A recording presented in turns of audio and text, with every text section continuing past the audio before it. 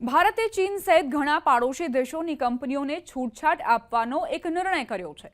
સરકારના નિર્ણય પ્રમાણે જે કંપનીઓની ભાગીદારી 10% સુધી હશે તેઓને સરકારની મંજૂરીની જરૂર નહીં પડે। ઘણા આર્થિક નિષ્ણાંતોએ સીધા વિદેશી મૂડીરોકાણ એટલે કે એફડીઆઈના નિયમોમાં છૂટ આપવાના સરકારના નિર્ણયનું સ્વાગત કર્યું છે। કેટલાક નિષ્ણાંતોનું માનવું છે કે આ પગલાંથી દેશમાં મૂડીની આવક વધશે અને સપ્લાય ચેઇન વધુ મજબૂત બનશે।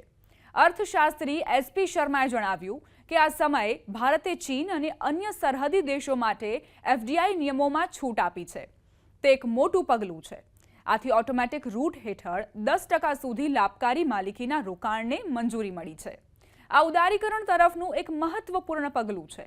સરકારી કેપિટલ ગુડ્સ, ઇલેક્ટ્રોનિક ઘટકો, પોલિસિલિકોન, એડવાન્સ્ડ બેટરી ઘટકો અને રેર અર્થ મેગ્નેટ જેવા ક્ષેત્રોમાં રોકાણ માટે 60 દિવસની ઝડપી મંજૂરી પ્રક્રિયા પણ પ્રસ્તાવિત કરી છે। કેટલાક નિષ્ણાંતો માને છે કે આ પગલાંથી ખાસ કરીને ચીનની મૂડીને ભારતીય અર્થવ્યવસ્થામાં પ્રવેશવાનો મોકો મળશે, ખાસ કરીને એવા સમયે જ્યારે દેશમાં વધુ વિદેશી ફંડની જરૂર છે। અર્થશાસ્ત્રી અભિજીત મુખોપાધ્યાયે કહ્યું કે ભારત ઝડપથી વિકસતી અર્થવ્યવસ્થા છે અને તેને મોટી માત્રામાં મૂડીની જરૂર છે, પરંતુ આપણી પાસે એટલી મૂડી નથી જેટલી સ્થાનિક અર્થવ્યવસ્થાની માંગ છે।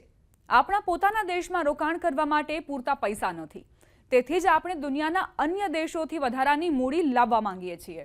આપણે જાણીએ છીએ કે આ જોગવાઈ ખાસ કરીને સરહદ ધરાવતા દેશો, એમાં પણ ખાસ ચીનને ધ્યાનમાં રાખીને લાવવામાં આવી હતી।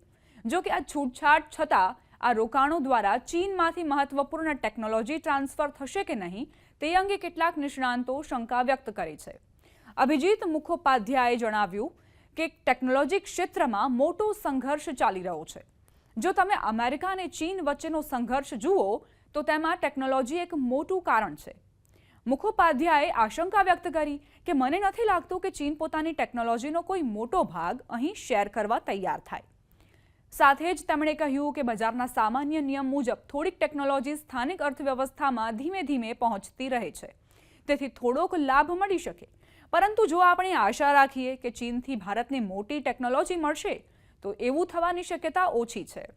એવું માનવામાં આવે છે કે રોકાણ પરના પ્રતિબંધોમાં છૂટ આપવાથી ચીન સાથે ભારતની વેપાર ખાધ ઘટાડવામાં મદદ મળી શકે છે। કહેવાઈ રહ્યું છે કે હાલમાં ભારતને ચીનમાંથી બહુ ઓછું એફડીઆઈ મળ્યું છે, પરંતુ બંને દેશો વચ્ચેનો વેપાર ઘણો ઝડપથી વધ્યો છે।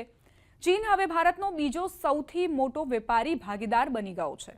2024-25 દરમિયાન ચીનમાં થતી ભારતીય નિકાસ 14.5% ઘટીને $14.25 બિલિયન રહી, જ્યારે આયાત 11.52% વધીને $113.45 બિલિયન થઈ।